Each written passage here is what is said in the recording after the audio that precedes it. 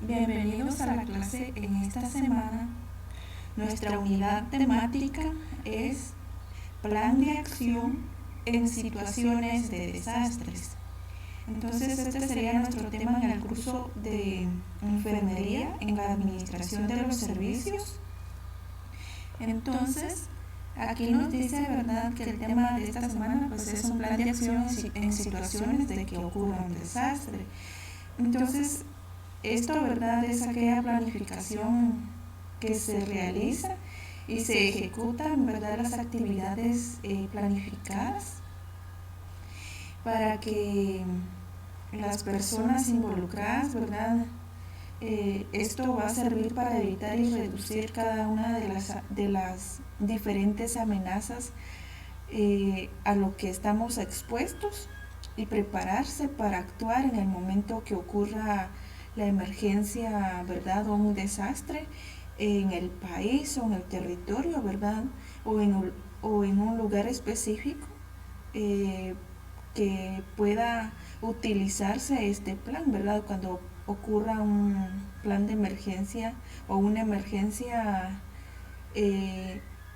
para la emergencia, ¿verdad?, de un desastre. Entonces es importante que se realice un plan de acción en situaciones de desastres para que estemos listos, ¿verdad?, en cualquier situación. Por ejemplo, vamos a definir lo que es desastres. Entonces, desastres, ¿verdad?, son daños sociales, económicos y ambientales causados por un fenómeno de origen natural o provocado que exceden la capacidad de la respuesta de una comunidad con los recursos locales disponibles.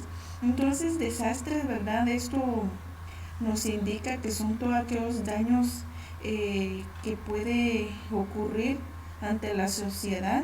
Esto también puede haber pérdidas económicas, pérdidas ambientales, ¿verdad?, causadas por un fenómeno, esto ya sea de un origen natural, ¿verdad?, o provocado por el ser humano. Por ejemplo, los incendios, ¿verdad?, que es un desastre provocado muchas veces.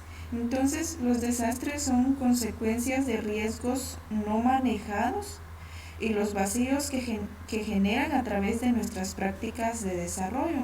Entonces esto, ¿verdad?, los desastres muchas veces son riesgos que no se pueden manejar o no se pueden controlar, ¿verdad?, como el fenómeno de origen natural se da porque no muchas veces que sea provocado por el ser humano, ¿verdad?, sino que se da y no se puede manejar, ¿verdad?, o no se puede prevenir. Entonces, los desastres ocasionan daños y pérdidas en las comunidades, tanto daños materiales como daños muchas veces en materiales o en cosechas. Entonces esto, por ejemplo, las pérdidas que provocan, por ejemplo, estos desastres, provocan la paralización de las actividades normales del municipio y de su población. Entonces aquí, ¿verdad?, por ejemplo, si ustedes ven en la imagen, en las imágenes que tenemos acá en la diapositiva, que aquí, ¿verdad?, nos dicen que los desastres ocasionan daños, pérdidas y provocan la paralización de actividades normales del municipio y su población, porque muchas veces ocurren esto, ¿verdad?, inundaciones o terremotos, ¿verdad? Entonces la población tiene que ir a un albergue temporal mientras que se vaya rehabilitando el lugar o la zona donde viven, ¿verdad? Porque ya vivir, por ejemplo, en pleno desastre o cuando ocurran inundaciones, ¿verdad?, entonces ellos ya no pueden vivir en la comunidad o en sus casas, ya que todo el lugar, ¿verdad?, que ocupa la comunidad o parte de ellos, ¿verdad?, están inundados o ocurre un terremoto. Entonces ya hay muchas veces las casas pues se ven desbaratadas, y entonces esto es lo que hace que haya pérdidas tanto materiales como pérdidas humanas, también al mismo tiempo cosechas o la pérdida de viviendas que ellos vayan a ir, por ejemplo, perdiendo, ¿verdad? Cuando ocurre un terremoto o cuando hay inundaciones, ¿verdad? Porque muchas veces las corrientes de las aguas pues se llevan a algunos hogares, ¿verdad? Que, que no están bien, por ejemplo, cimentadas. Entonces aquí, ¿verdad? Vemos en las imágenes diferentes desastres que pueden ser provocadas o de origen natural. La clasificación de los desastres. Aquí vemos, ¿verdad?, que se pueden dividir en dos grandes grupos, ¿verdad? Entonces, en primer lugar, tenemos lo que es fenómenos naturales, pues son todos aquellos, ¿verdad?, por la fuerza de la naturaleza, incontrolable de la naturaleza, ¿verdad? Entonces, los fenómenos naturales, ¿verdad?, son aquellas que son dadas, ¿verdad?, por la fuerza de la naturaleza que no se pueden controlar. Entonces, entre ellas, ¿verdad? Por ejemplo, los fenómenos naturales se dividen en hidrometeorológico, ¿verdad? Aquí podemos mencionar los que son las inundaciones, por ejemplo, inundaciones de planicie, inundaciones repentinas, inundaciones de una ciudad, represamientos, ¿verdad? O huracanes que puedan ocurrir o maremotos, ¿verdad? Entonces aquí vemos en una de las imágenes que tenemos en la esquina, ¿verdad? Que puede ser un huracán, entonces que ahí, ¿verdad? La vida de las personas peligran porque muchas veces hay árboles cerca de los hogares o por ejemplo empieza a haber lluvias fuertes con relámpagos, uno va viajando, ¿verdad? Entonces el riesgo que uno corre es que le caiga un árbol o un rayo, ¿verdad? Entonces aquí estos serían, por ejemplo, los fenómenos naturales que podemos mencionar en esta división. La otra división, ¿verdad? Tenemos lo que son los fenómenos naturales. Este fenómeno, ¿verdad?, es que se llama geológico. Aquí, ¿verdad?, podemos mencionar como sismos, ¿verdad?, erupciones volcánicas, derrumbes o avalanchas, ¿verdad?, deslizamientos que puedan ocurrir en algún lugar, no precisamente, por ejemplo, terremotos, ¿verdad? Entonces puede ser de que una casa esté así debajo de un bordo, ¿verdad? Entonces ahí corre el riesgo a quedarse debajo, ¿verdad? O soterrados, ¿verdad?, al momento que ocurra, por ejemplo, un deslizamiento o avalanchas.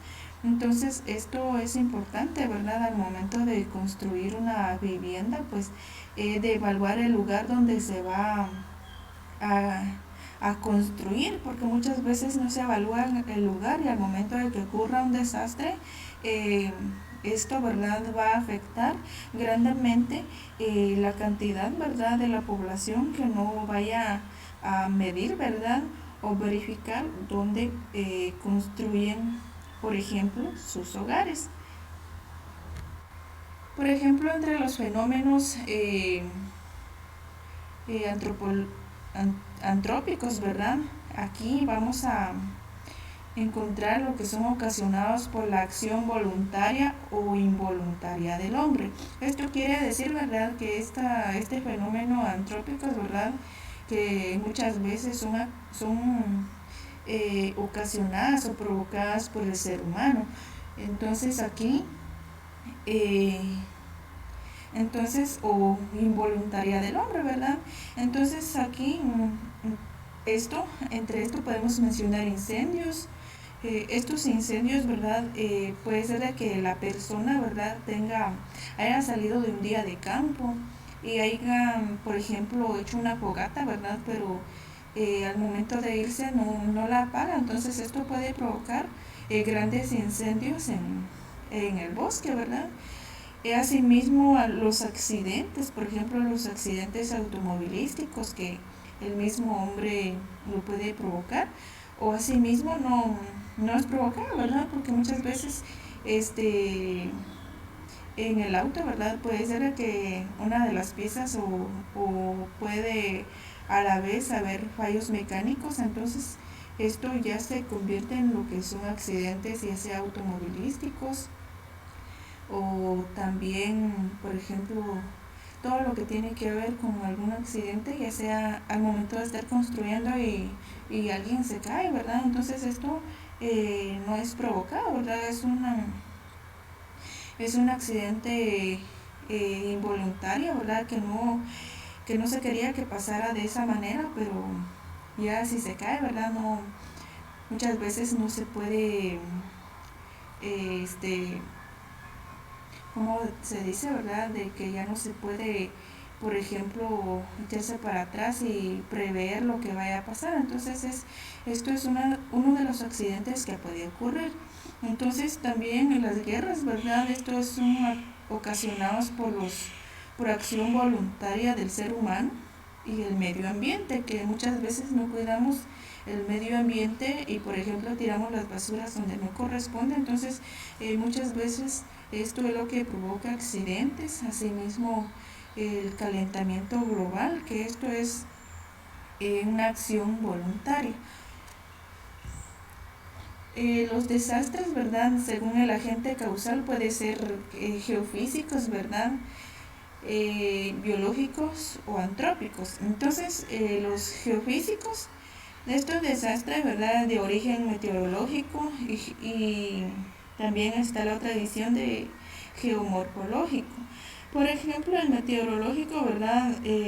Aquí podemos mencionar como las sequías que pasan muchas veces en la estación de verano, ¿verdad? Que por largo tiempo no llueve, entonces hay cosechas, ¿verdad? Que ya muchas veces no, por la lluvia, pues no se logra y se secan y mueren. Entonces también las inundaciones, heladas, huracanes y tornados. Entonces esto, ¿verdad? Lo vamos a este desastre, ¿verdad? Es de origen meteorológico. En los geomorfológicos vamos a mencionar aquellos como los terremotos, avalanchas, erosión, erupciones volcánicas, desprendimiento de tierra. Y a los biológicos, pues vamos a mencionar, ¿verdad? Estos pueden ser fitológicos y faunísticos, ¿verdad? Por ejemplo, en los fitológicos, ¿verdad? Vamos a mencionar o encontrar aquellas especies vegetales que pueden, por ejemplo, causar daños a la salud del ser humano. Y a los faunatísticos, ¿verdad? Son hongos o cianobacterias, musgo y helecho, ¿verdad? Que estos, ¿verdad? Pueden causar daños por ejemplo, a la salud del ser humano. Entonces, aquí, ¿verdad? Los desastres también antrópicos, ¿verdad? Son originados por acción humana. Ya de ahí ya lo mencionamos, ¿verdad? Que está la contaminación, incendios, explosiones, intoxicaciones, ¿verdad? Que esto muchas veces el ser humano pues tiene problemas familiares o en el trabajo y ya no haya la solución, ¿verdad? Más que lo que hace pues es agarrar una botella de gramoxone, ¿verdad? Y se lo toma, pues al final se intoxica, ¿verdad? Esto es una acción provocada del ser humano. El terrorismo también, ¿verdad? Que esto es una acción del ser humano, ¿verdad? Entonces aquí vemos eh, los según el agente causal de los desastres. Entonces vemos aquí la clasificación de los ciclos de los desastres, que tenemos fase 1, fase 2 y fase 3. Por ejemplo, en la fase 1, que nos dice que es el antes, ¿verdad? En esta, ¿verdad? Encontramos esta etapa, la primera etapa de prevención, etapa de mitigación y la etapa de preparación y la etapa de alerta. Entonces, esta primera etapa o la primera fase se considera en esta fase todas las actividades previas al desastre, evitar a que ocurra, aminorar el efecto del impacto. Entonces, estructurar la respuesta y declarar formalmente la ocurrencia cercana o inminente del evento. Entonces, la primera fase, ¿verdad? Aquí nos dice que se considera esta fase, ¿verdad? Que todas las actividades previas al desastre. Entonces, aquí esto va a evitar a que ocurra o que sea de una gran magnitud. Entonces, por eso menciona la etapa de prevención, la etapa de mitigación, y la etapa de preparación y la etapa de alerta. Durante la segunda fase está la etapa del impacto y la etapa de respuesta. Entonces, aquí incluye todas las acciones para atender el desastre inmediatamente, por ejemplo, de la ocurrencia del evento, sea dentro del periodo de emergencia. Se adelantan labores de evacuación, búsqueda, salvamento y asistencia sanitaria. Entonces, aquí, ¿verdad? Aquí esto sería lo que es la fase 2, que es durante el evento. Y a la fase 3, que es después de que haya ocurrido el desastre, tenemos la etapa de rehabilitación y la etapa de reconstrucción. Entonces aquí, ¿verdad?, comprende actividades post-desastre. Entonces aquí, después del desastre, ¿verdad?, debe de tener este plan actividades que sean para, por ejemplo, actividades de rehabilitación y actividades de reconstrucción del lugar. Por ejemplo, si fue inundaciones o algún terremoto o, por ejemplo, algún incendio. Entonces aquí tiene que haber actividades de post-desastre. Entonces estas serían las tres fases durante, por ejemplo, de los ciclos del desastre. Entonces aquí, ¿verdad? Vamos a regresar, ¿verdad? Acá, en la fase número 1, ¿verdad? En la fase 1, pues así como les decía, pues aquí es de tratar de evitar que ocurra, por ejemplo, por ejemplo, un gran impacto de este evento, ¿verdad?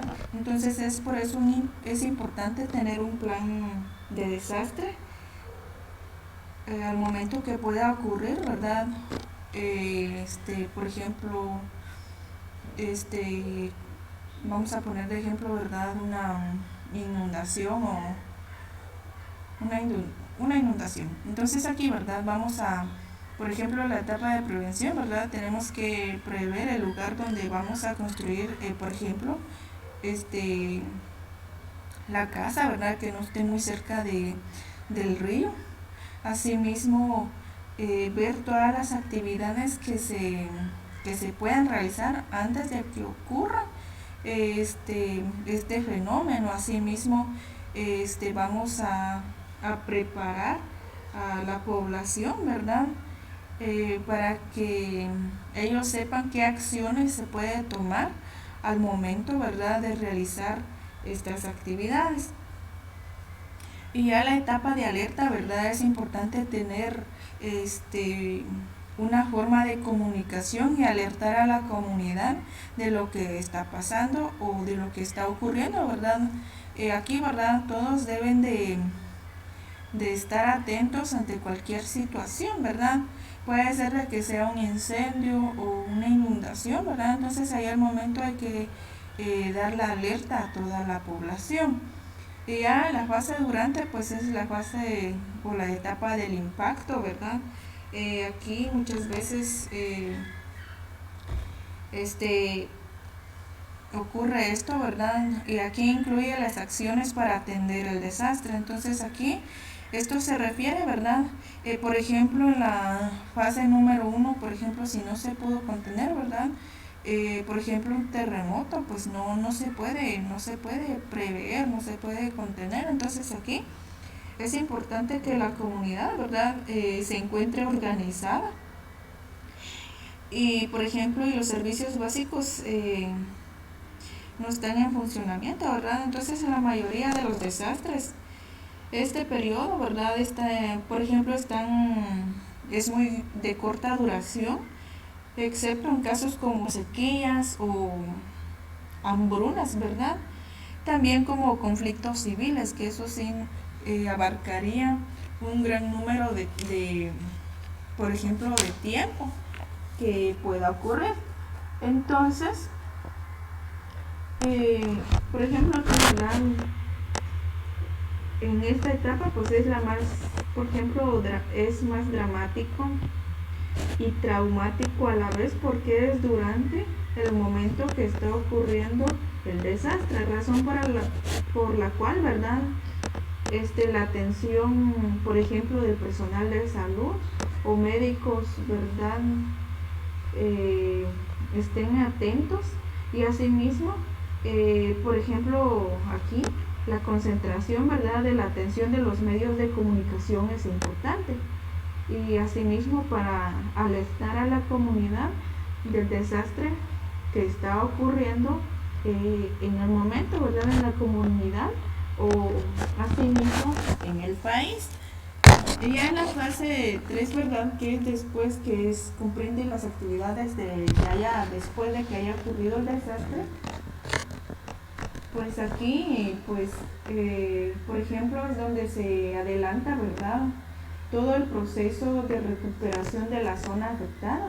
Ya puede ser de una o dos zonas, asimismo algún departamento o todo el país. Entonces aquí, ¿verdad?, comprende, como ustedes ven ahí, las etapas de rehabilitación y reconstrucción del lugar donde haya ocurrido el desastre. Entonces la primera, por ejemplo, es el periodo de transición, ¿verdad?, que se utiliza, ¿verdad?, para que todos se restablezcan. Por ejemplo, los servicios básicos para la comunidad, que es muy importante. Y en la segunda, ¿verdad?, consiste en la preparación y reparación de toda la infraestructura o de todas las viviendas, asimismo la restauración del sistema productivo. Esto ya puede ser a corto plazo o a mediano e incluso a largo plazo. Esto, ¿verdad?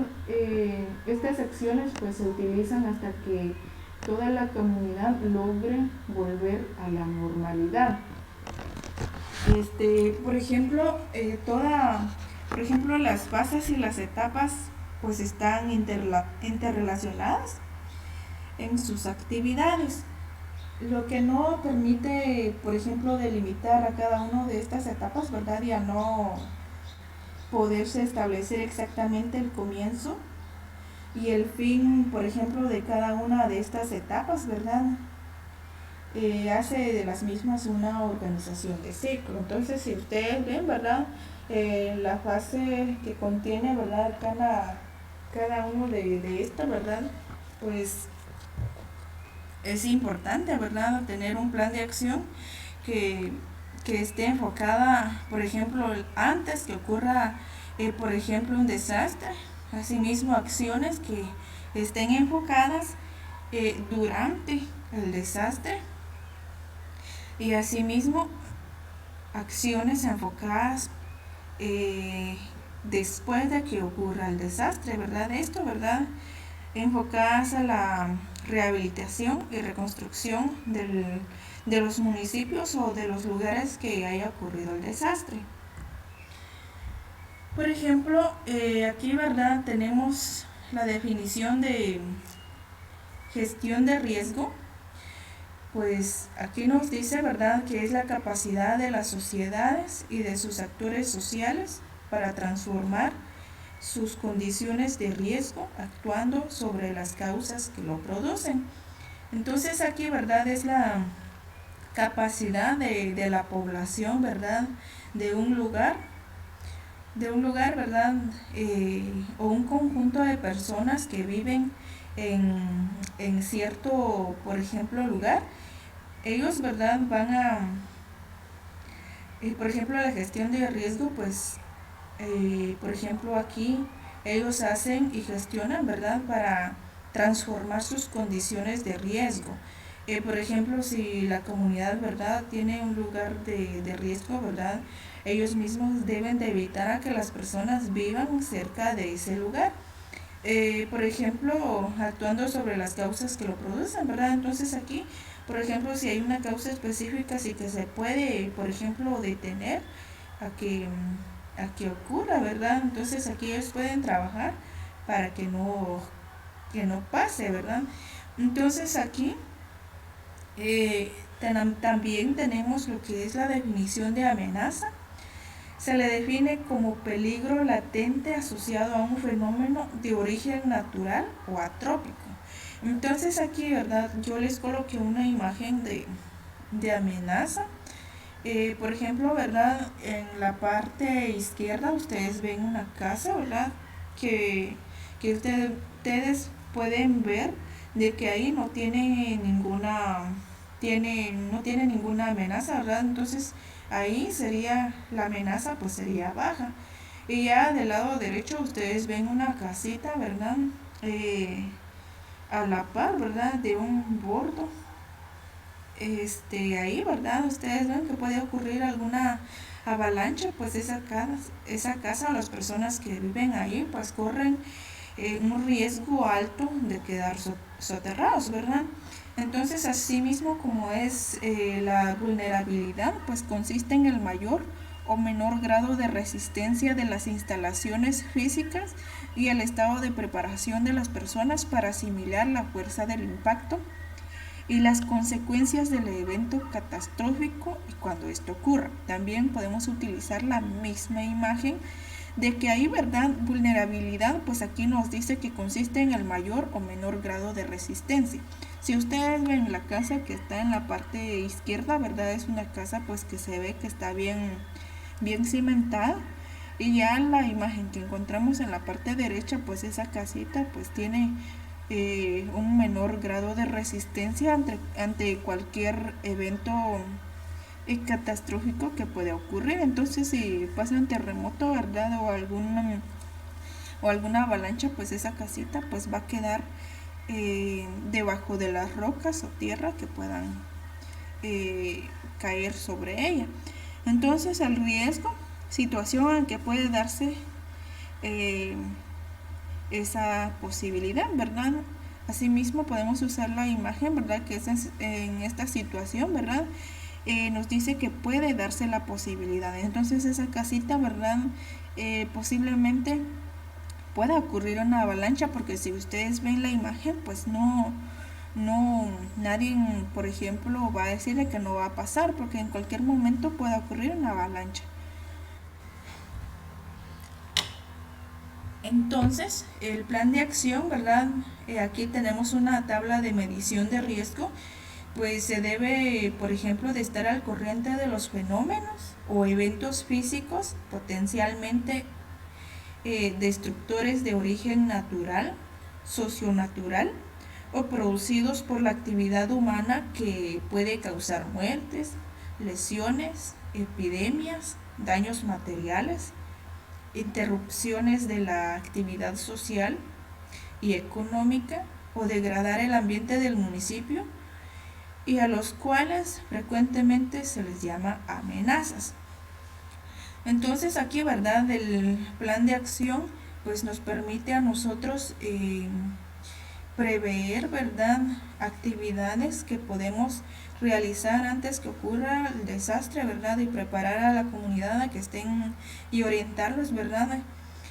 Por ejemplo, hacer un drama, ¿verdad?, para que ellos sepan qué acciones deben de tomar al momento que pueda ocurrir un desastre.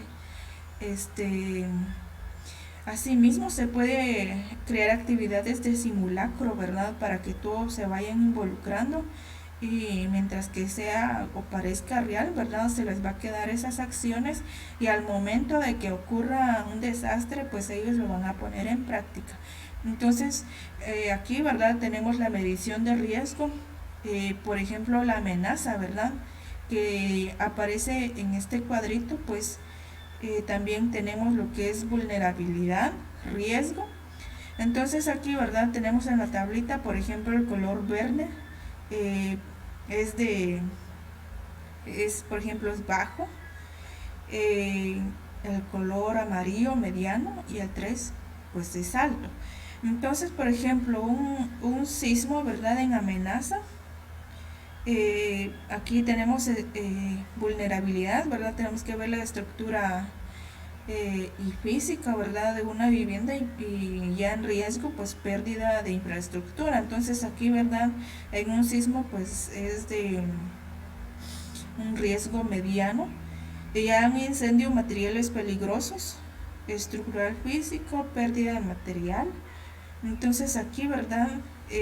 Pues aquí, entonces le vamos a dar un punteo de 3, ¿verdad? Que es un riesgo, por ejemplo, alto.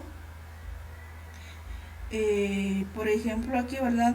Socioorganizativas, personal no capacitado. Por ejemplo, como les decía, ¿verdad?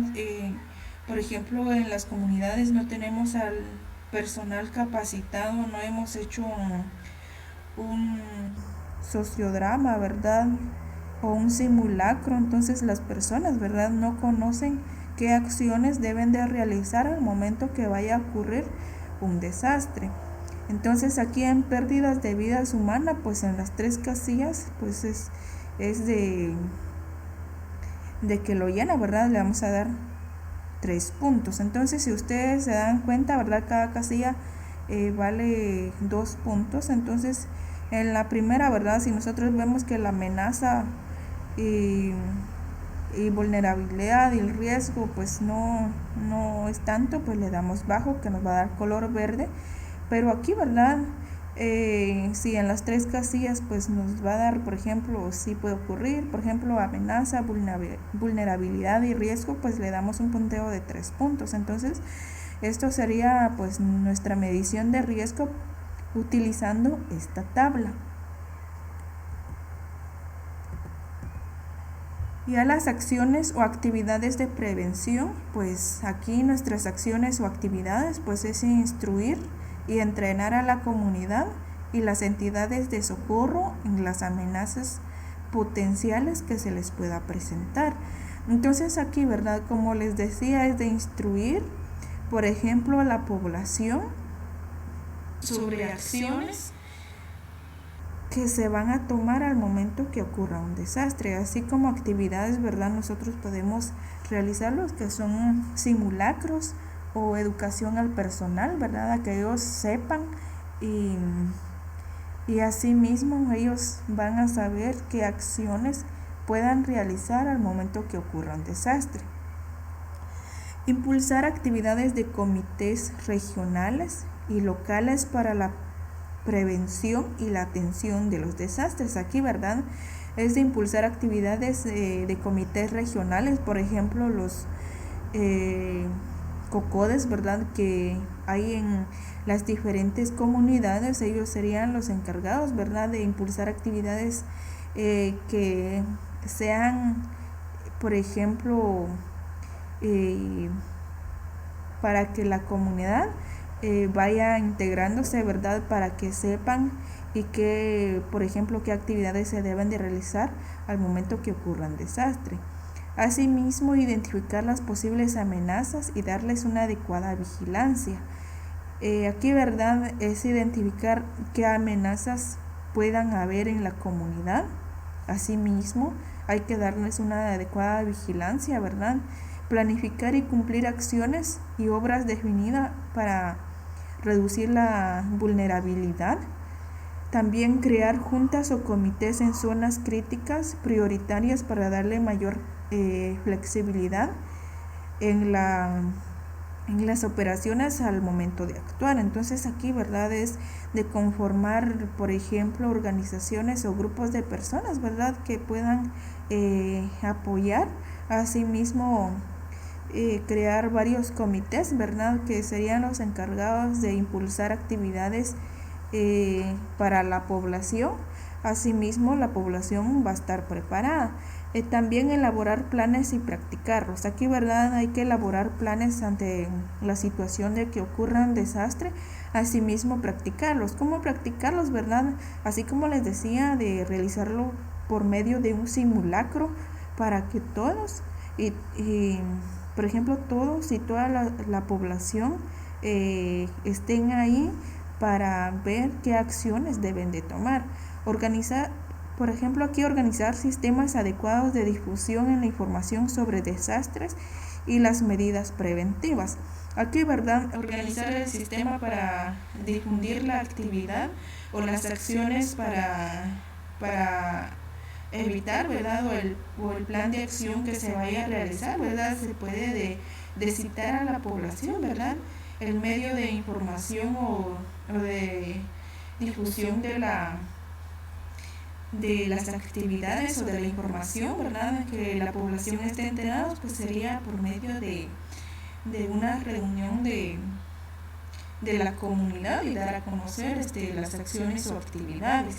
Elaborar mapas de amenazas y zonas de riesgo, elaborar y actualizar censo de las zonas de riesgo, ¿verdad? Entonces esto es importante, que estos serían las acciones de prevención que se harían, ¿verdad? En la fase 1, ¿verdad? Que es de prevención. Ya en la prevención de desastre, ¿verdad? El riesgo a los desastres es la relación entre los fenómenos físicos potencialmente destructores, por ejemplo las amenazas, ¿verdad? Y los vacíos o daños creados por las prácticas económicas y sociales que se transforman el ambiente físico y natural, que predispone a las personas, familias, comunidades y pueblos originarios a sufrir daños. Entonces esto, ¿verdad? Podemos ver en un desastre que hay riesgos, amenazas y vulnerabilidades. Entonces el proceso de prevención de riesgo, pues encontramos lo que es la mitigación, la preparación, la respuesta y la recuperación, ¿verdad? Que esto sería, que entraría en la fase, ¿verdad? En la primera fase. Entonces, si ustedes ven que en la primera fase, pues por ejemplo, es de prevención, ¿verdad? Que aquí nos indica que son las actividades que se realizan previas al desastre. Entonces, esto, ¿verdad? Es realizar actividades que se realizan, ¿verdad? Para evitar que ocurra y que el impacto sea menor. Por ejemplo, en la identificación de riesgos, ¿verdad? Determine qué tan expuestas o vulnerables están las personas dentro de la vivienda y sus alrededores, ¿verdad? Porque muchas veces la vivienda de las personas pues no están muy seguras, ¿verdad? Entonces al momento de que ocurra un terremoto, ¿verdad? O un tornado cerca, pues estas condiciones de la casa, ¿verdad? No son las adecuadas, hay que evaluar las condiciones de estructura, instalaciones eléctricas, ¿verdad? Asimismo hay que ver las instalaciones para gas, las instalaciones para el agua, también las instalaciones sanitarias. Esto, ¿verdad? Serían lo que compone la identificación de riesgo. Entonces, por ejemplo, en las condiciones, por ejemplo, físicas, pues hay que ver la construcción, la infraestructura. Entonces esto, ¿verdad? Es importante.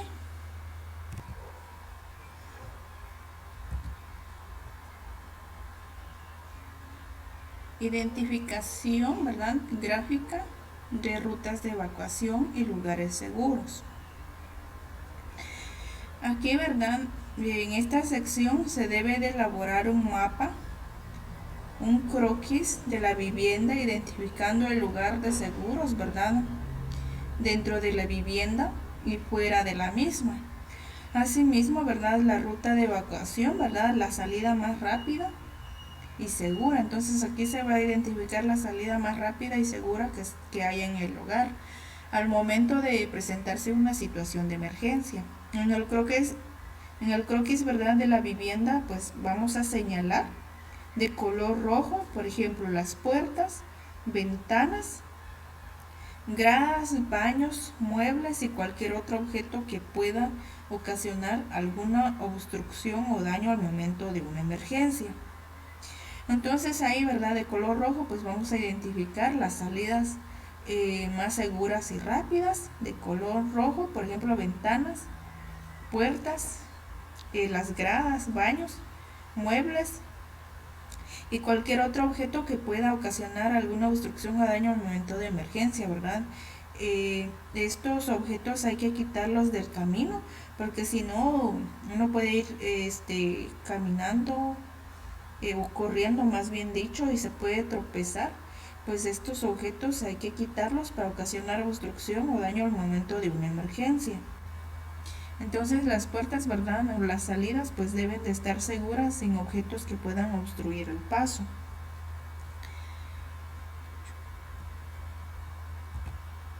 De color amarillo, pues el lugar donde debe de permanecer la familia durante el desastre. Entonces vamos a identificar de color amarillo el lugar, ¿verdad?, por ejemplo, donde puede permanecer la familia, ¿verdad? Un lugar que sea seguro. Y de color verde, las posibles rutas de evacuación. Entonces ahí, ¿verdad?, vamos a colocar de color verde las rutas de evacuación, ¿verdad? Ahí señalarlos, ¿verdad? Aquí como, por ejemplo, les coloqué esta flecha de color verde. Asimismo, una imagen donde indique, ¿verdad?, ruta de evacuación. Porque muchas veces, ¿verdad?, hay lugares y hay muchas puertas, por ejemplo, en algún centro comercial, ¿verdad?, en eso que es la primera vez que llegamos al lugar. Por ejemplo, si no está bien identificada, pues nosotros no estamos bien orientados en el lugar y en el espacio, ¿verdad? Por eso es importante de que todos estos lugares, ¿verdad?, deben de tener una identificación, asimismo en el hogar. De color blanco, los puntos de reunión. Entonces ahí, ¿verdad?, se debe de buscar un lugar seguro donde la población, ¿verdad?, o la familia pueda encontrarse, ¿verdad?, que haya un punto de reunión en caso de alguna emergencia que pueda ocurrir. Comunicación y sistemas de alarma, ¿verdad? Aquí, en comunicación y sistemas de alarma, pues establezca cuál será la forma de comunicación entre miembros de familia. Entonces aquí, ¿verdad?, se debe de reunir a la familia, pues y indicarles, miren, por ejemplo, al momento de que ocurra un desastre, un incendio o cualquier situación que quieran, por ejemplo, un sistema de comunicación, ¿verdad?, pues vamos a utilizar este sistema para comunicarnos. Asimismo, ¿verdad?, todos saben, ¿verdad?, por ejemplo, si agarran un sartén, ¿verdad?, y que empiecen a golpearlos, ¿verdad?, entonces nosotros ya sabemos que es un sistema de alarma que están activando, entonces nosotros debemos de actuar inmediatamente. Entonces el sistema de alarma o de alerta es la forma de avisar a los miembros de la familia que es el momento de evacuar. Entonces aquí, ¿verdad?, al momento que nosotros escuchemos los ruidos del sartén o de la olla, nosotros ya sabemos que es el momento de evacuar la casa. Entonces, ¿verdad?, debemos de salir inmediatamente. Puede ser algo tan simple como un golpe fuerte de un sartén con una cuchara, el sonido de un gorgorito. Por ejemplo, aquí el sonido de un gorgorito, ¿verdad?, esto implica que no es no lo tenemos tan a la mano. Entonces ahí, ¿verdad?, una olla, un sartén es lo que estamos más cerca, ¿verdad? Entonces ahí sería el sistema de alarma o de alerta, ¿verdad?, más factible. Asimismo, una campana o en último caso, ¿verdad?, un grito al momento de presentarse alguna situación que amerite la evacuación, al lugar seguro, ¿verdad? Entonces aquí, ¿verdad? Por ejemplo, se reúne a la familia, miren, al momento de que ocurra una, un desastre, ¿verdad? Nuestro sistema de alarma va a ser golpeando un sartén o una olla, o por ejemplo, puede ser o lo que esté a la mano, ¿verdad? Aquí dice también una campana, un gorgorito, y de último recurso, ¿verdad? Sería un grito, ¿verdad? Alertando a todo, ¿verdad? A toda la familia. Entonces aquí todos estos sonidos del sistema de alarma o el sistema de alerta deben de ser escuchados en toda la vivienda. Entonces el sistema de alerta puede incluir señales visuales. Y aquí, ¿verdad? Es importante este sistema de alerta. Es importante, ¿verdad? Que puedan incluir señales visuales, ¿verdad? Porque muchas veces puede ser de que el integrante de un hogar, ¿verdad? Tengan una persona de caso especial que sea sordomudo, ¿verdad? Es importante las señales visuales. Aquí, ¿verdad? Por ejemplo, las responsabilidades de cada integrante de la familia también es importante. La asignación de responsabilidades a cada miembro de la familia que habita en la vivienda. Entonces aquí, ¿verdad? Así como se dividen las tareas del hogar, por ejemplo, el miembro de cada familia, ¿verdad? Quien le toca cocinar, hacer el fresco, lavar los trastos o lavar la ropa, quien hace la limpieza, sí mismo va a hacer estas responsabilidades. Cada quien va a tener responsabilidades al momento que ocurra un desastre. Hay que hacer un listado de actividades que deben realizarse antes, durante y después de una situación de emergencia, asignando a un, por ejemplo, responsable de cumplir la tarea. Entonces aquí, ¿verdad? La persona más responsable se le va a asignar, ¿verdad? Las actividades. También todos, ¿verdad? Al más responsable se le va a asignar lo más prioritario, porque todos deben de tener responsabilidades. Las actividades y responsabilidades deben de distribuirse según las capacidades y conocimientos. Aquí, ¿verdad?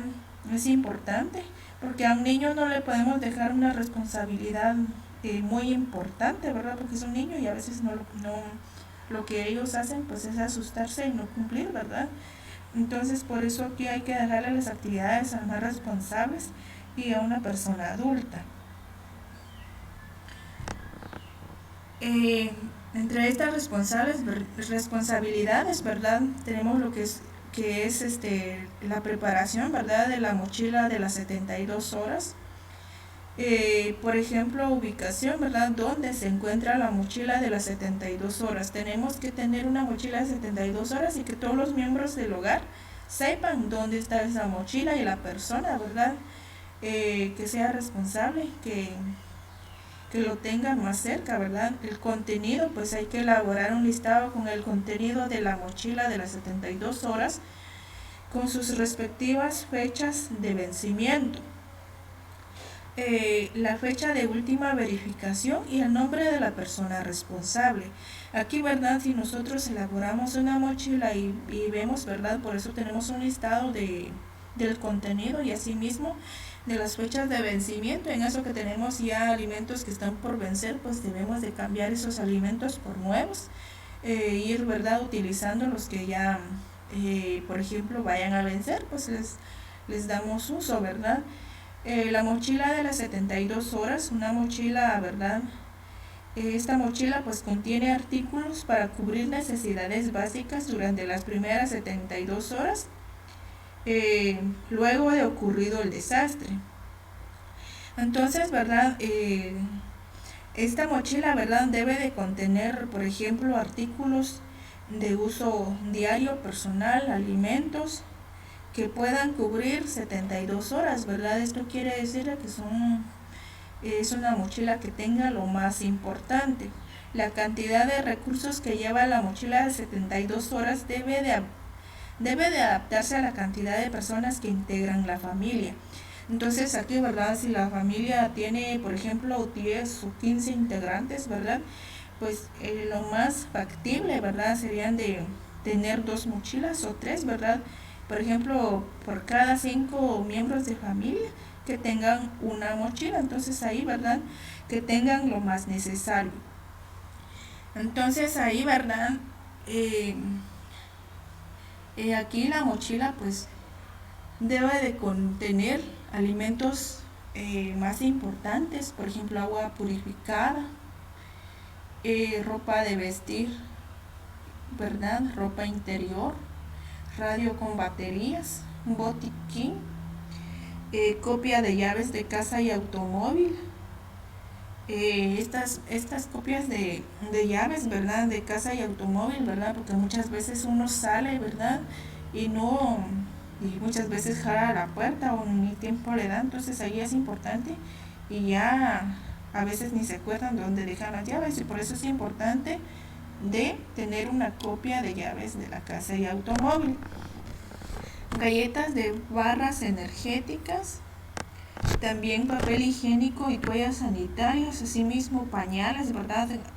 Pañales, leches, toallitas húmedas si hay un bebé.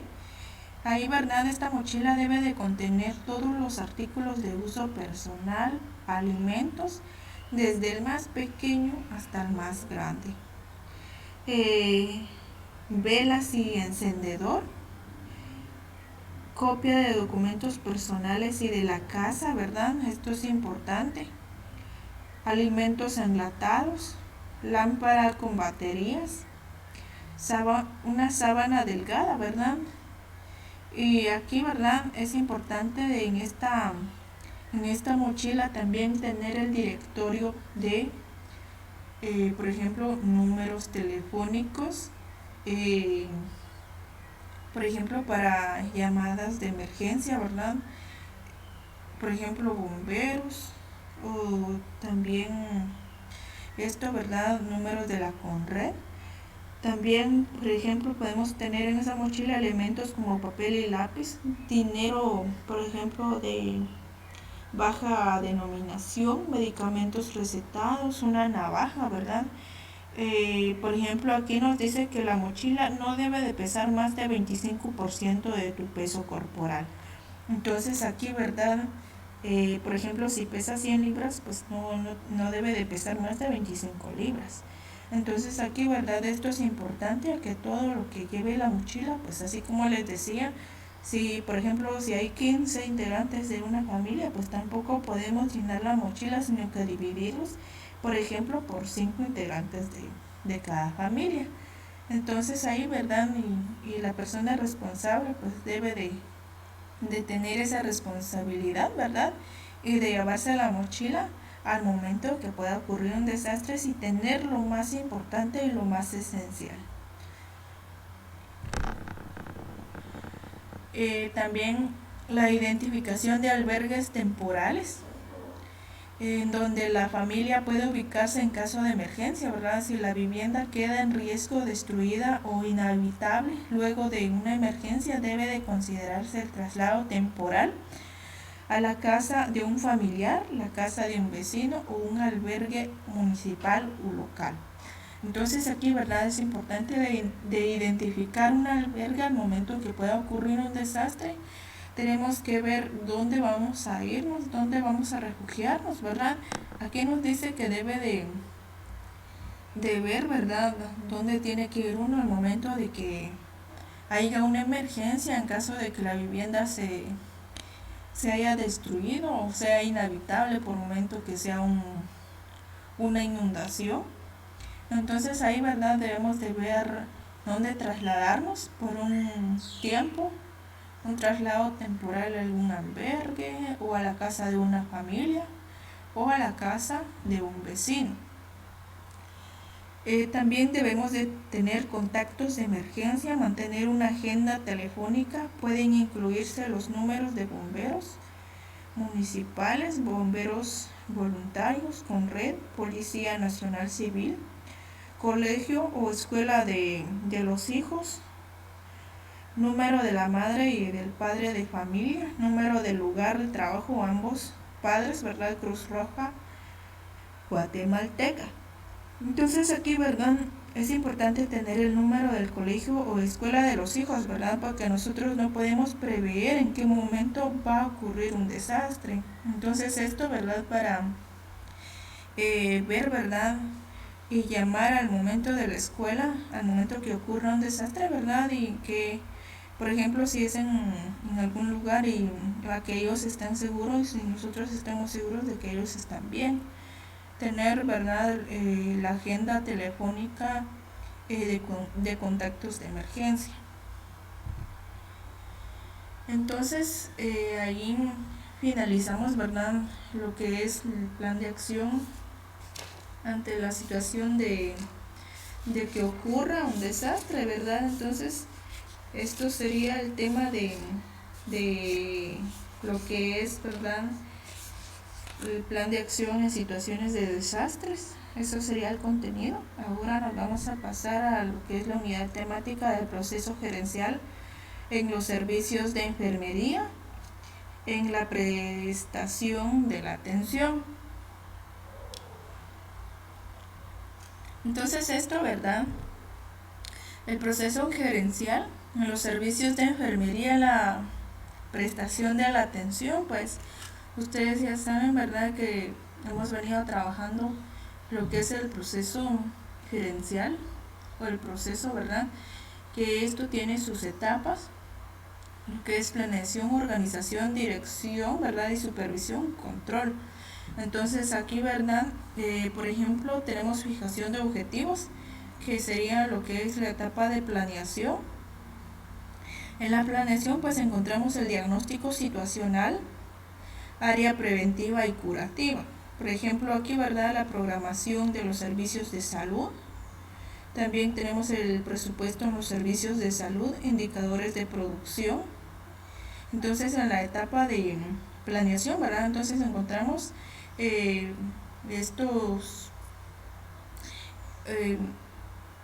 por ejemplo, el diagnóstico, que es de la etapa de planeación, la programación de los servicios de salud, presupuesto y los indicadores de producción. Esto sería en la etapa de planeación. En la etapa de organización pues tenemos conceptos e importancia dentro del proceso, acciones de enfermería en la organización. También tenemos funciones, asignaciones, organización del trabajo de enfermería en 24 horas. Asimismo, la organización de enfermería a nivel nacional en los servicios de salud y políticas de salud. Estos serían los temas que entrarían en la etapa de organización. Y la etapa de dirección y supervisión, pues tenemos los instrumentos para ejercer la administración, estrategias para dirigir un servicio, motivación, capacitación, inducción, formas de comunicación de enfermería, supervisión y dotación del personal. En la etapa de control tenemos conceptos e importancias dentro del proceso, instrumentos de control en la producción del servicio, evaluación y monitoreo de la atención, medidas disciplinarias. Entonces aquí vemos las 4 etapas del proceso administrativo y en cada uno de ellas, ¿verdad? Las actividades de enfermería, según la prestación de los servicios incluidos en cada una de estas etapas. Por ejemplo, en la etapa de planeación, ¿verdad? Tenemos lo que es el proceso gerencial de los servicios en enfermería, la prestación de la atención. Pues en la etapa de planeación tenemos lo que es la fijación de los objetivos. Pues los objetivos pues nos indican que son los fines hacia los cuales se encaminan las actividades detalladas en los planes. Para que los objetivos sean verdaderamente útiles deben de reunir determinados requisitos, algunos de los cuales son fijarse por escrito. Entonces aquí, ¿verdad? Ustedes ven de que en la planeación, ¿verdad? Que está la fijación de los objetivos. Debe de fijarse por escrito, redacción clara y comprensible, ¿verdad? Entonces aquí la redacción de los objetivos debe ser clara y así mismo que todos lo comprendan que puedan medirse, que sean alcanzables, y en su redacción debe de apreciarse claramente que estén orientados al trabajo, no a los puestos o a las personas. Aquí da respuesta a las interrogantes qué, por qué, quiénes, cómo y dónde. Entonces aquí, ¿verdad? En la etapa de planeación, como les decía, pues en esta etapa, ¿verdad?, inicial del proceso administrativo, mediante ella, ¿verdad?, se reduce la actividad dispersa, es decir, las acciones aisladas, mismas que se integran en un plan como una secuencia bien definida. Entonces la planeación, ¿verdad?, que es la primera etapa del proceso administrativo, pues busca alcanzar una firme estructura de actividades para lograr los objetivos, tanto empresariales, ¿verdad?, como de los diferentes servicios de salud. Aquí la función de todos los administradores con respecto a la planeación, pues aquí, ¿verdad?, es desarrollar habilidad para planear, aun cuando existan planes delimitados por sus superiores. Entonces aquí, ¿verdad?, los pasos a seguir, ¿verdad?, en la planeación, pues le decía que era fijar objetivos, fijarse por escrito, ¿verdad? Todo esto debe de quedar por escrito, la redacción clara y comprensible, que pueda medirse, que sean alcanzables. En su redacción debe de apreciarse claramente que no estén orientados al trabajo, y no a los puestos o a las personas. Entonces el objetivo aquí, ¿verdad?, debe de ir dirigida y orientados al trabajo de enfermería y no a los puestos de las personas. Aquí dar la respuesta a los diferentes interrogantes, por ejemplo, qué, por qué, quiénes, cómo y dónde.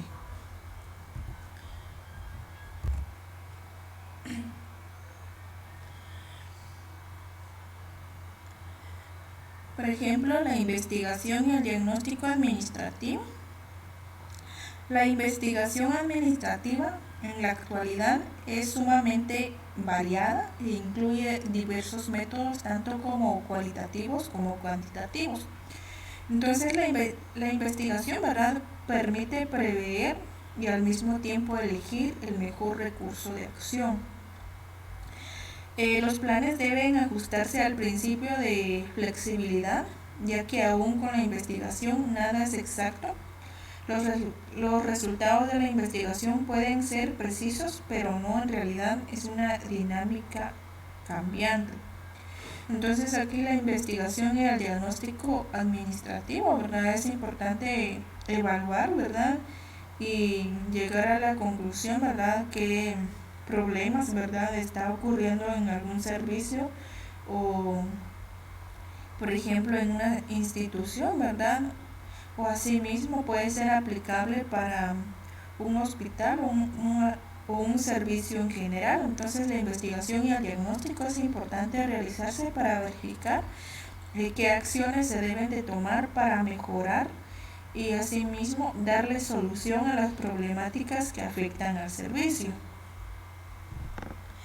En resumen, la investigación comprende descripción del problema, planteamiento de hipótesis, asimismo la prueba de hipótesis, resultados. Los datos obtenidos se utilizan para elaborar los diagnósticos administrativos y las posibles soluciones a la problemática planteada, ¿verdad? Entonces ustedes, en resumen, la investigación, ¿verdad?, ustedes lo están trabajando en lo que es seminario, y asimismo lo trabajamos cuando realizamos el diagnóstico comunitario, ¿verdad?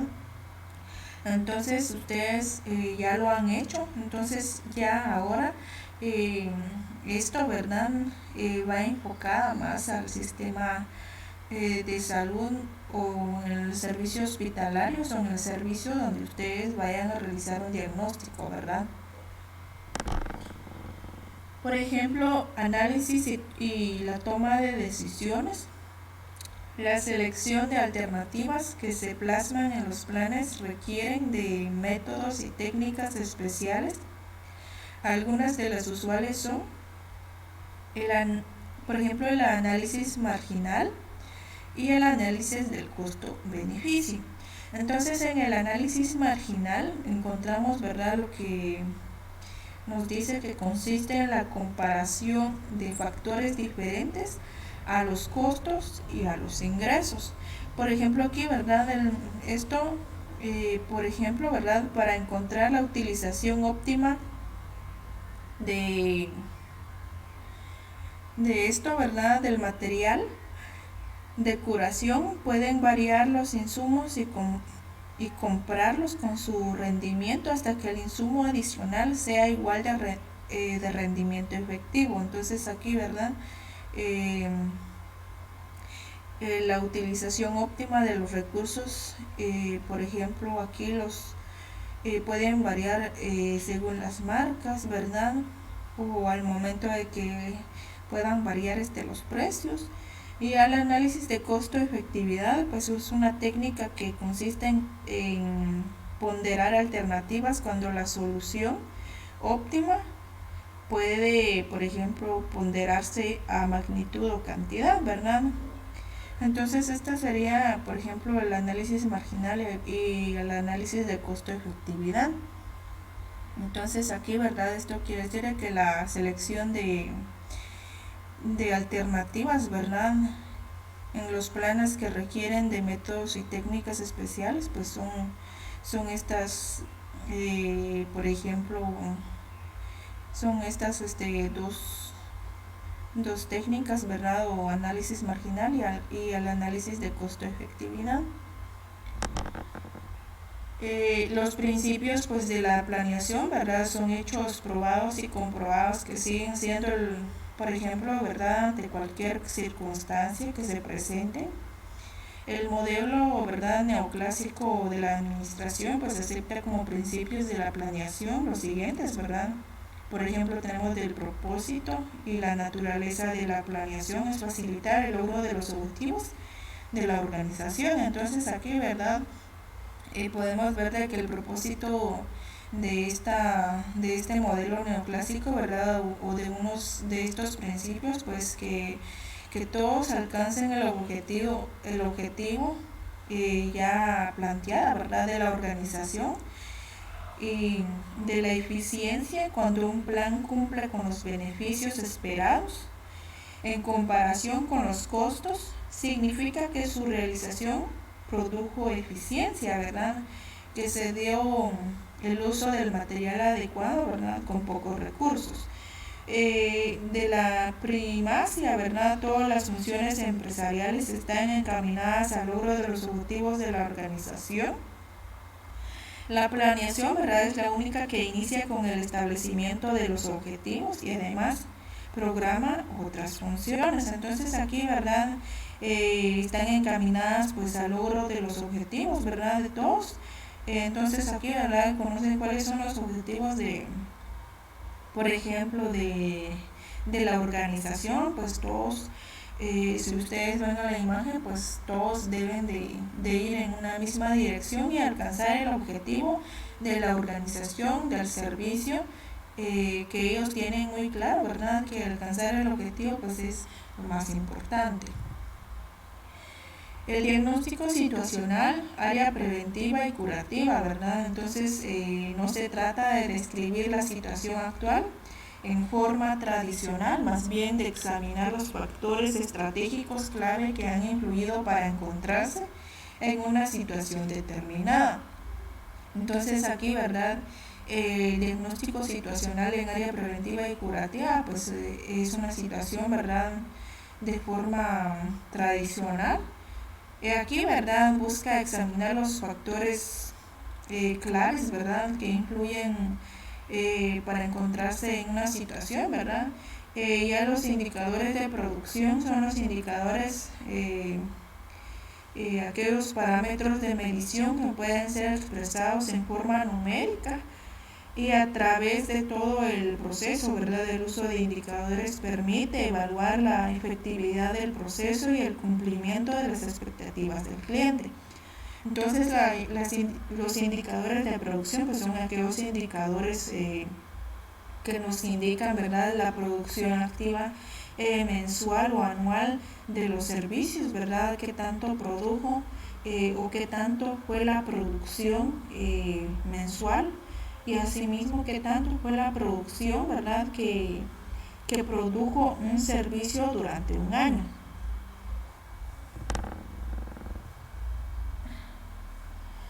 Ya en la etapa de organización, pues tenemos lo que es el concepto de importancia dentro del proceso. Si ustedes ven, ¿verdad?, vamos por etapas, y asimismo en la etapa de planeación, ¿verdad?, tiene sus actividades. Ahora en la etapa de organización vamos a ver las actividades que se realizan en la organización. El concepto de importancia dentro del proceso como función administrativa, pues se establece jerarquías, funciones, relaciones, coordinación, división del trabajo y formas de operar. Entonces aquí, ¿verdad?, en organización pues vamos a verificar, ¿verdad?, que aquí resaltan lo que son las jerarquías y las funciones de trabajo, las relaciones que tiene el personal y la coordinación del trabajo que realizan. Asimismo, la división del trabajo de enfermería en los servicios y la forma de operar, ¿verdad? Como etapa del proceso administrativo, ordena todos los elementos necesarios para la ejecución del plan. Entonces, en esta etapa, pues es una etapa pues que ordena que todos los elementos necesarios para ejecutar el plan se vaya a dar. Su importancia pues radica en el hecho de que se establecen las relaciones funcionales de la dirección de los niveles de responsabilidad y la función de todos los integrantes de la empresa. Entonces, si ustedes ven, ¿verdad?, que la función de esta etapa pues establecen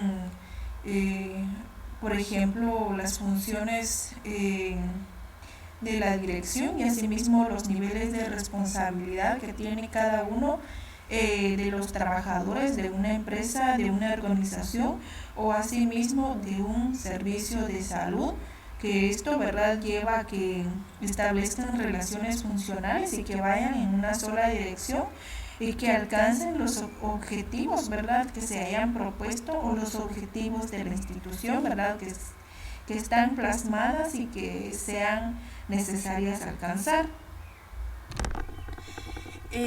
Aquí, ¿verdad?, la administración actual considera al elemento humano como un núcleo de las organizaciones. De esta forma, los aspectos que forman la organización formal son los siguientes. Entonces, si ustedes ven que la administración, como los decíamos en las clases pasadas, pues el ser humano, ¿verdad?, es el núcleo de la organización, porque sin el ser humano pues no hay organización, ¿verdad?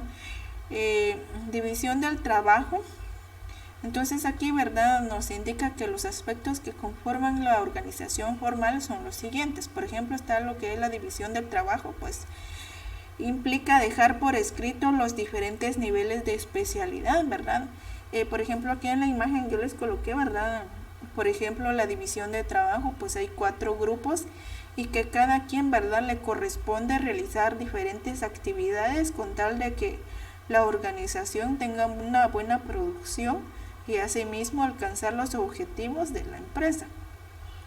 Definir funciones y actividades para dejar claramente definidas las funciones y actividades, pues es necesario señalar cuáles son operativas, cuáles son directivas, ¿verdad?, y cuáles de administración, cuáles son fundamentales y cuáles son necesarias, ¿verdad?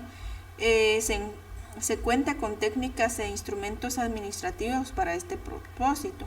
Entonces, definir funciones y actividades, ¿verdad? Esto es importante, la función de cada uno del personal. Asimismo, va también de la mano con las asignaciones. Por ejemplo, si tenemos 2 personal o 3, ¿verdad?, que están cubriendo un servicio, entonces hay que asignarles, ¿verdad?, a cada uno de ellos, y asimismo se dividen el trabajo y cumplen con la función y actividades establecidas que se les vayan a asignar. Establecer jerarquías. Las jerarquías pues son el grado de autoridad al establecer los niveles directivos y los operativos. Es importante que no existan confusiones y dejar claros los niveles de dirección y autoridad.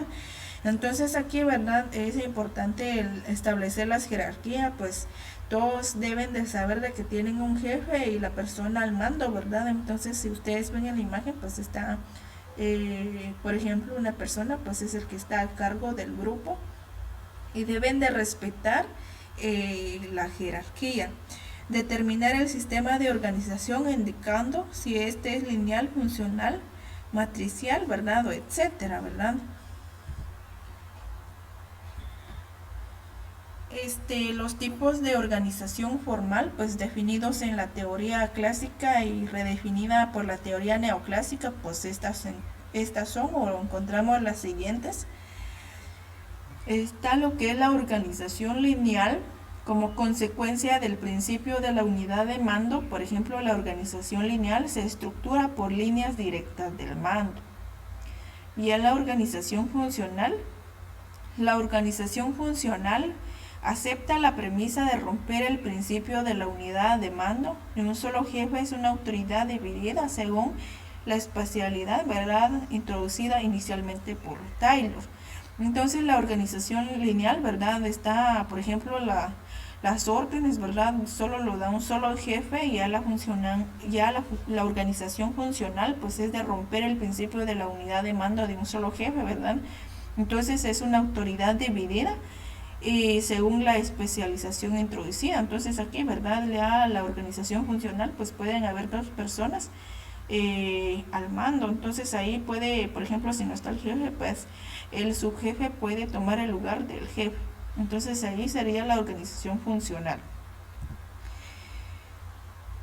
Ya la organización lineofuncional, este tipo de organización pues es la resultante de combinar los dos modelos anteriores y de reducir sus desventajas, ¿verdad? Se producen jerarquías lineales, autoridad y funcionales, ¿verdad?, de asesoría, pues es un modelo quizás más empleado en la actualidad, ¿verdad?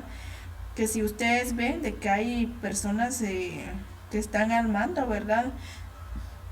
Por ejemplo, si ustedes ven acá, ¿verdad? Este es el que manda, ¿verdad? Pero acá él delega, ¿verdad?, a este grupito a que guíe a estas personas, pero estos también delegan a otros 4 para que los ayuden, y asimismo tener un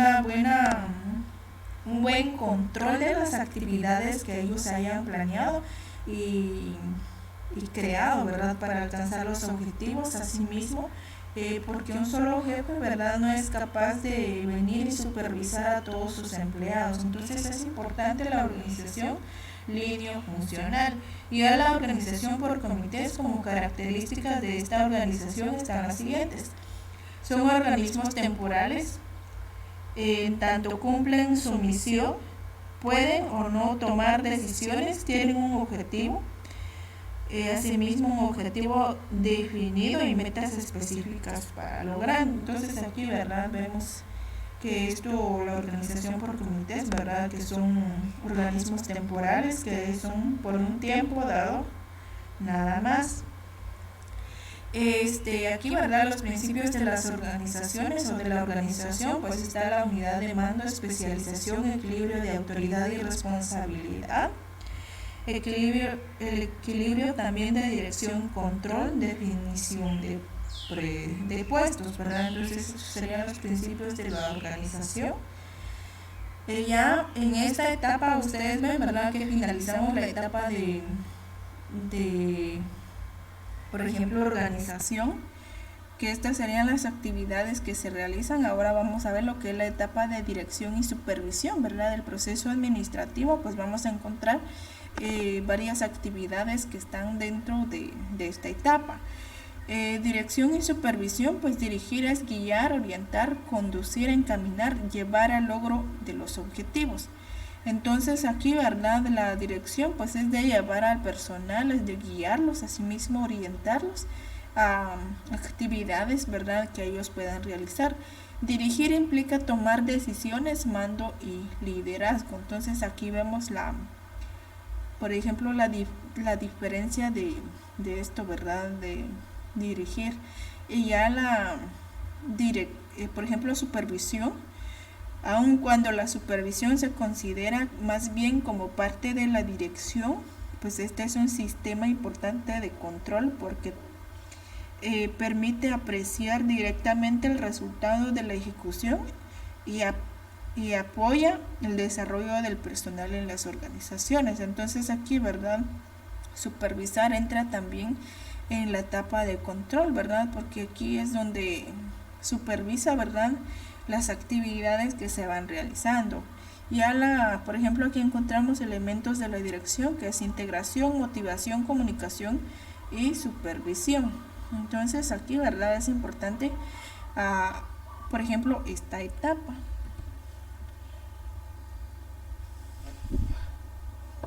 También tenemos instrumentos para ejercer la administración. Por ejemplo, los instrumentos podemos mencionar los oficios. Son documentos de carácter formal en el cual se comunica información tanto ascendente como descendente y horizontal. También tenemos el instrumento en esta etapa, ¿verdad?, que es memoranda. Se refiere al memorando, ¿verdad?, es solo que el término es en plural. En esto, ¿verdad?, se comunica una información breve, generalmente un citatorio, ¿verdad? Ya circulares son documentos de carácter general en los que se comunica información a todo el personal de una organización o de un servicio, ¿verdad? Entonces, estos serían los instrumentos que se utilizan, ¿verdad?, en esta etapa de dirección, o los instrumentos para ejercer la administración. Y ya en la etapa de control,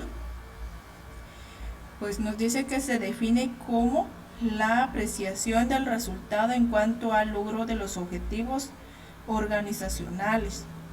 Pues su importancia, ¿verdad?, se enfoca en evaluar y corregir el desempeño de las actividades de los subordinados para asegurar que los objetivos y planes de la organización se estén llevando a cabo. Entonces aquí, ¿verdad?, está la importancia del control, ¿verdad?, que en esta etapa pues es evaluar y corregir, ¿verdad?, las actividades de las diferentes personas, ¿verdad?, que están realizándolo. Asimismo, corregir algún momento si alguna actividad no se está realizando de la manera correcta, y asimismo pues que los objetivos y los planes se lleven a cabo, ¿verdad?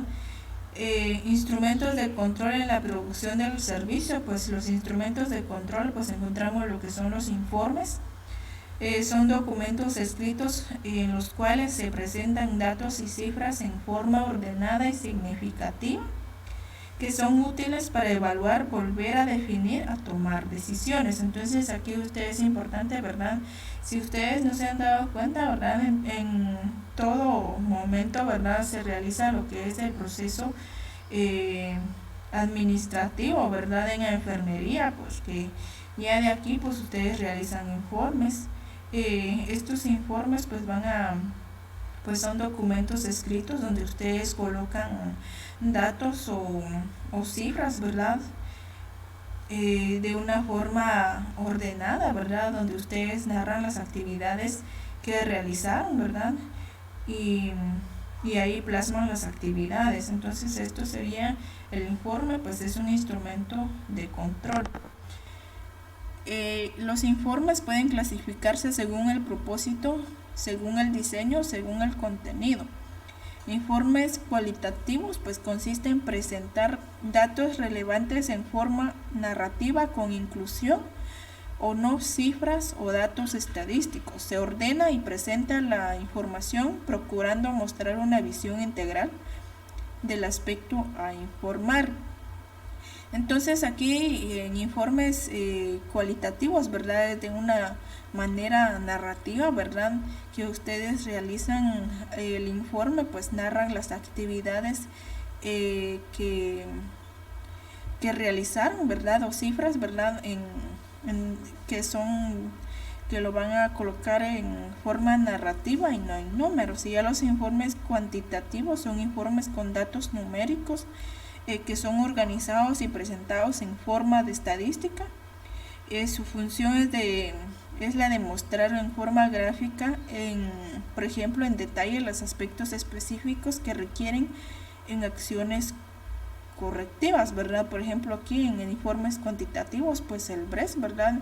El CIGSA 18, que ustedes, o todos los CIGSAs que ustedes van a entregar, ¿verdad? Entonces ahí serían informes cuantitativos, que estos informes son importantes a estos dos informes, ¿verdad? Tanto los informes cualitativos, donde este informe es de manera narrativa, y ya los cuantitativos, pues son datos numéricos que ustedes ingresan. Según el propósito de los informes, ¿verdad? Estos pueden ser diario, semanal, mensual, semestral o asimismo anual. Por ejemplo, la auditoría, pues es un proceso sistemático para obtener y evaluar de manera objetiva las, por ejemplo, evidencias relacionadas con informes sobre actividades económicas u otros contenidos, acontecimientos relacionados, ¿verdad? Por ejemplo, se ponen ahí, ¿verdad?, a verificar la cantidad de medicamentos de un servicio, pues el equipo, ¿verdad?, los insumos con que cuentan. Los tipos de auditoría, pues vemos que tenemos dos tipos de auditoría. Auditoría externa. Aquí tenemos como ejemplo, ¿verdad?, la auditoría fiscal y la auditoría contable. A la auditoría interna, pues entre las cuales destacan auditoría administrativa, la auditoría contable y la auditoría profesional. Entonces aquí, ¿verdad?, ya la auditoría externa, pues vienen personal de afuera, ¿verdad?, que vengan del ministerio y que vengan a realizar una auditoría a comparación de la auditoría interna, que son de las mismas, del mismo servicio, ¿verdad?, o de la misma entidad cercana.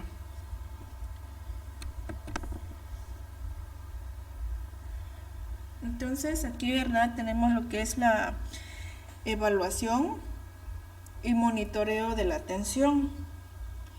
Pues aquí el establecimiento de parámetros de control, ¿verdad?, es importante determinar guías de medición objetivas, tanto cuantitativas como cualitativas. Entonces la medición por sistemas pues implica la ejecución de supervisión y la evaluación de, por ejemplo, respecto a logros alcanzables y progreso de la ejecución con los planes de trabajo.